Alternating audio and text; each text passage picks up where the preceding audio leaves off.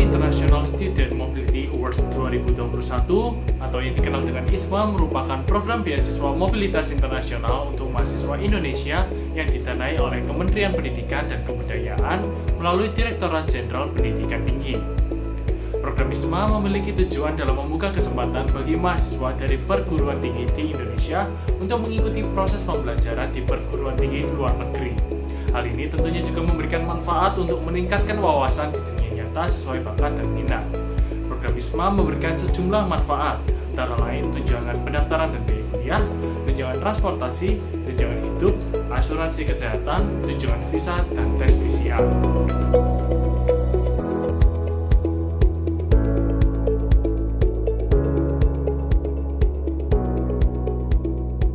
Universitas Surabaya ikut berpartisipasi dalam program ISMA 2021. 3 mahasiswa Fakultas Teknik jurusan Teknik Industri berhasil lolos dalam program ISMA ini. Yuk kita berkenalan dengan Aylin Tanjung, Desa Ayu Clara Dewanti, dan Feby Joana Chandra.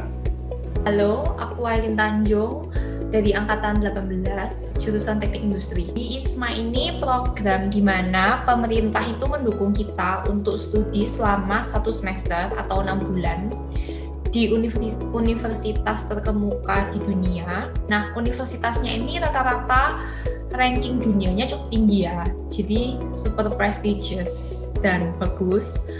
Kemudian untuk semua biayanya itu di-cover, mulai dari visa, tiket pesawat, biaya kuliah di luar negeri itu, kemudian biaya hidup, living cost, and then ada uang saku itu setahu juga dikasih, sama kayak keperluan PCR tes untuk nanti masuk di pesawat gitu. Jadi kita ke sana cuman bawa diri sendiri, kemudian keperluan pribadi. Untuk masalah biaya nggak perlu khawatir karena semuanya di cover sama pemerintah. Dan setahuku untuk biayanya yang di cover cukup tinggi ya. Soalnya kan itu yang program LPDP itu yang cover biayanya. Nah, program ISMA ini kebetulan aku tahunya dari grup WhatsApp yang grup angkatan tahun ketiga itu. Waktu itu aku tahunya mepet-mepet sih, jadi sempat pesimis. Aku juga kira nggak nutut untuk daftar, tapi waktu aku iseng tanya ke Bu Indri apa masih bisa daftar, beliau bilang masih bisa, dan beliau kayak menghimbau saya untuk segera menghubungi pihak internasional Ubaya. Dan aku langsung email, kemudian dibilang masih bisa ikut dan disuruh langsung tes Duolingo-nya. Untuk tahapan ISMA ini cukup general dan cukup sederhana sebenarnya. Soalnya cuma minta sertifikasi bahasa Inggris, itu pilihannya TOEFL, IELTS, atau Duolingo. Nah, dari 3 pilihan ini yang paling murah itu Duolingo. Kemudian aku sukanya juga Ubaya sangat suportif. Jadi Ubaya ini benar-benar support murid-murid untuk daftar di program ini dengan menawarkan reimburse biaya Duolingo asal nilai Duolingo-nya di atas 100, which is 100 ini sebagai standar nilai dari pendaftaran di program ini. Tapi kenyataannya itu program ini kan banyak universitasnya. Nah, setiap universitas itu standar Duolingo-nya itu beda-beda. Jadi ya kamu harus bisa mengikuti standar tiap univ yang kamu mau daftari sih. Cuman dari Ubaya sendiri standarnya itu cuman 100, kalau kamu pass di 100 itu uang Duolingo-mu bakal di reimburse, dan itu nilainya cukup besar, 700.000. Jadi aku bersyukur banget, Ubaya juga sangat suportif. Setelah udah punya sertifikasi bahasa Inggris itu, kita langsung disuruh daftar di website. Kemudian kayak mencari tahu univ mana yang mau aku daftarin, terus kemudian mata kuliah yang mau aku pilih. Soalnya kan disuruh pilihnya minimal 3 mata kuliah dan maksimal tuh 4 mata kuliah. Nah, mata kuliah ini tuh harus sesuai dengan jurusanmu. Kebetulan kan aku teknik industri, fokusnya di Sustainable Enterprise System. Nah, aku emang fokusnya itu di manajemen, kemudian teknologi sama bisnis. Nah, jadi aku carinya juga mata kuliah yang seputaran itu aja. Setelah itu kita juga diminta untuk buat esai. Ya, esainya tuh cukup general juga sebenarnya pertanyaannya itu. Dan nggak ada waktu kumpulnya, jadi kayak feel free untuk bisa konsultasi dengan teman, konsultasi dengan keluarga mungkin. Kemudian selain esai, sertifikasi bahasa Inggris, ada juga disuruh bikin CV. CV sama disuruh kumpul kayak sertifikat penghargaan ataupun organisasi.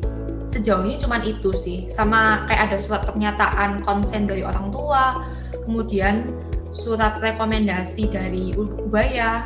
Jadi super simple untuk persyaratannya itu. Setelah itu kan masih tahap pertama ya, yang simple ini tahap pertama. Kalau misalnya udah lolos tahap pertama, kita langsung masuk ke tahap kedua, di mana itu kita diwawancarai. Jadi wawancara ini gunanya itu untuk mengukur kemampuan speaking kita. Kemudian selain itu juga mengukur kayak kemampuan kognitif mungkin ya. Jadi aku lupa, kayak ada pertanyaan tentang kontribusi terhadap negara, kontribusi terhadap universitas. Kemudian kalau waktu itu sih pertanyaanku itu cukup beda ya. Jadi pertanyaanku waktu itu kayak lebih mengacu ke resume sama esaiku. Jadi kalau nggak salah pertanyaannya waktu itu, bagaimana caramu menghadapi orang yang kemampuannya itu di bawah rata-rata. Kemudian masalah terbesar dalam hidupku itu apa? Jadi sebenarnya cukup general dan cukup personal, jadi bukan sesuatu yang sulit gitu. Kesulitan yang aku hadapi, yang pertama itu kan mepet ya waktu itu. Aku tahu program itu tuh mepet, jadi aku cukup pesimis karena aku takut kalau misalnya aku nggak keterima, itu yang pertama. Nah, waktu itu aku cuma punya waktu 2 hari untuk mempersiapin tes Duolingo-ku. Tes Duolingo ini kan bakal di reimburse sama Ubaya kalau misalnya nilainya di atas 100. Waktu itu kan aku mikir, aku nggak pernah ambil sertifikasi bahasa Inggris sebelumnya. Aku nggak pernah ambil TOEFL, IELTS, TOEIC, atau apapun itu. Jadi waktu itu aku sempet takut kalau misalnya nggak bisa lolos nilai 100 itu. Nah, habis itu setelah aku belajar 2 hari, itu aku belajar lewat YouTube. Kayak aku cari-cari tahu tentang ya supaya dapat nilai bagus di Duolingo itu gimana. Terus habis itu aku juga ada practice test. Practice testnya ini gratis, jadi bisa dicoba berkali-kali untuk bisa lihat nilai estimasi gitu loh. Nah, jadi waktu itu aku 2 hari maksimal aku belajarin, kemudian di hari kedua sekitar malam aku langsung ambil tesnya. Itu cukup shock, cukup sulit. Soalnya ternyata dia itu kayak pakai AI, kayak pakai artificial intelligence gitu yang mengukur kalau misalnya kamu sebelumnya udah bisa jawab, soal berikutnya tuh sama dia disusahin. Jadi aku cukup panik, takut dan pesimis, takut nilainya di bawah 100. Nah, kemudian kan udah tes, hasilnya tuh cuman perlu 2 hari kalau nggak salah. Ya, 2 hari aja. Nah, waktu hasilnya keluar, aku juga kaget soalnya nilainya tuh 130 out of 160, which is untuk standar advance itu kalau nggak salah 120. Jadi waktu itu aku cukup beruntung, cukup hoki untuk dapat nilai segitu, dan akhirnya biaya tes Duolingo ku juga di cover, di reimburse sama Ubaya gitu. Jadi ya, overall kesulitanku cuma di mempersiapin untuk tes sertifikasi bahasa Inggris Duolingo itu sih, soalnya waktunya kemepetan. Kemudian program exchange aku pilih ke UK. Boleh cerita kenapa kok aku pilih ke UK? Oke, jadi sebenarnya pilihanku itu antara UK, Europe, atau USA. Namun untuk Europe itu langsung aku coret karena I'm not into the weather. Aku nggak suka sama musim, sama suasana, sama itunya lah, apa, kayak agak gelap gitu. Jadi ya not my thing. Terus kemudian untuk US, awalnya aku juga tertarik karena kan aku pingin ke UPenn. Cuman US ini setelah aku timbang-timbang lagi nggak kondusif, cukup kurang aman. Cuman aku nggak tahu ya, ini kan cuman aku dengar dari beberapa teman, beberapa saudara, terus aku sempat browsing di internet, itu juga memang super nggak kondusif karena corona ini. Akhirnya terusnya itu UK. Nah, dari UK sendiri itu kan kotanya banyak, ada kayak Glasgow, terus Birmingham, sama York ini. Nah, kemudian dari semua itu aku cek dari semua univ di kota mana dan kota yang paling aman untuk international student. Kebetulan waktu itu aku nemunya juga York di Heslington ini cukup aman, termasuk yang paling aman di UK. Jadi kayak waktu itu langsung aku tertarik banget. Selain itu pertimbanganku juga kan aku harus ambil minimal 3 mata kuliah, maksimal 4 mata kuliah. Nah, mata kuliahnya tuh harus tetap berhubungan sama jurusanku yang sekarang. Karena aku ambilnya Sustainable Enterprise System. Jadi memang aku berfokus ke manajemen, teknologi, sama bisnis gitu. Nah, kebetulan di York ini mata kuliahnya kayak sesuai sama yang aku cari. Jadi kayak pas banget. Kemudian pertimbangan ketiga itu dari ranking universitasnya ya. Jadi University of York ini rankingnya juga cukup tinggi. Jadi kayak menurutku memenuhi semua 3 poin pertimbanganku. Yang pertama itu keamanan, yang kedua itu mata kuliahnya sesuai sama yang aku mau, sama yang ketiga itu ranking dari univnya. Perasaanku saat lolos kaget. Jadi ya kaget, nggak menyangka. Soalnya kan saingannya kan juga banyak, kompetitif juga, pinter-pinter juga. Jadi ya I'm lucky enough to be here. Halo semua, perkenalkan nama saya Desa Ayu Clara Dewanti dari jurusan Teknik Industri Angkatan 2018. Saya merupakan salah satu awardee ISMA atau Indonesian International Student Mobility Award 2021. ISMA sendiri adalah salah satu program MBKM atau Merdeka Belajar Kampus Merdeka dari Kemendikbud yang membuka kesempatan bagi mahasiswa S1 Indonesia untuk mengikuti proses pembelajaran di perguruan tinggi terkemuka di dunia. Selama belajar 1 semester di perguruan tinggi luar negeri, mahasiswa akan mengambil 3-4 mata kuliah dan berkuliah bersama mahasiswa asing lainnya di satu kelas yang sama. Selain itu, kegiatan mahasiswa selama 1 semester ini akan mendapatkan pengakuan setara maksimal 20 SKS di perguruan tinggi asal mahasiswa. Saya pribadi mengetahui program ISMA ini dari sosialisasi tentang pertukaran pelajar yang diadakan oleh Ubaya melalui video conference. Saat itu saya pribadi masih belum mengerti apapun mengenai adanya program pertukaran pelajar yang ada saat masa pandemi seperti saat ini. Dengan adanya sosialisasi dari Ubaya tersebut, saya jadi mengetahui mengenai program ISMA ini.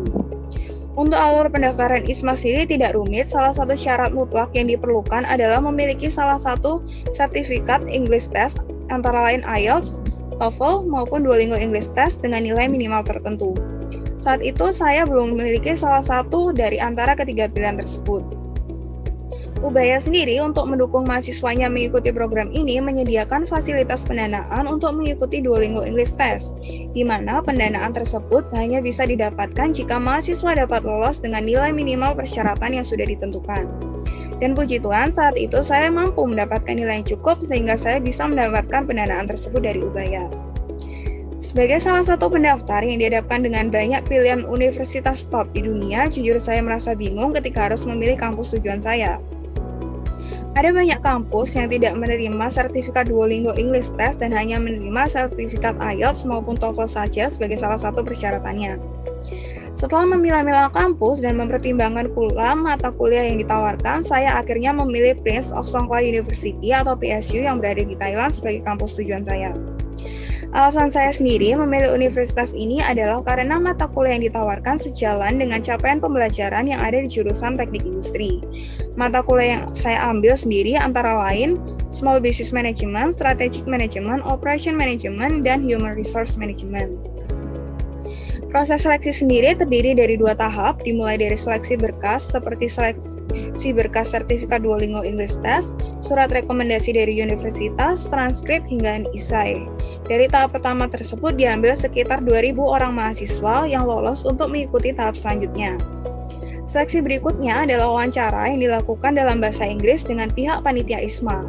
Ada berbagai macam pertanyaan yang diberikan pada saat saya wawancara, seperti alasan saya memilih PSU sebagai kampus tujuan, kegiatan apa yang akan saya lakukan untuk membangun hubungan baik dengan warga lokal maupun internasional, dan lain sebagainya. Setelah menunggu selama kurang lebih 2 minggu, akhirnya pengumuman pun tiba. Dari ribuan mahasiswa yang mendaftar hanya diambil sebanyak 1.000 orang saja. Ketika melihat hasilnya, tentu saja saya sangat kaget dan senang karena jujur saya tidak menyangka bisa terpilih menjadi salah satu di antaranya. Ada banyak sekali pihak yang tidak bisa saya sebutkan satu persatu yang membantu saya sehingga saya bisa lolos program ini.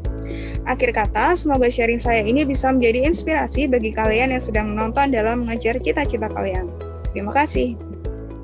Hai semuanya, saya Feby dari Universitas Surabaya, jurusan Teknik Industri. Saya merupakan salah satu awardee Indonesian International Student Mobility Awards atau yang biasa disingkat ISMA 2021. Saya mengetahui ISMA dari Direktorat Administrasi Akademik Universitas Surabaya yang meng-email saya mengenai sosialisasi Hibah 1 dan Hibah 2, yaitu Hibah 1 ISMA sendiri. Tahapan ISMA sendiri cukup panjang. Yang pertama adalah persiapan. Untuk persiapan ini saya harus melakukan Duolingo English Test karena saya belum memiliki sertifikat TOEFL atau IELTS atau yang lainnya. Kemudian untuk dapat diterima di SMA ini, syaratnya adalah memiliki Duolingo English Test di atas 100. Setelah melakukan tes dan mendapatkan poin di atas 100, saya akhirnya menghubungi International Office Ubaya atau yang biasa kita sebut hubungan internasional. Lalu saya dihubungi oleh Pak Adi.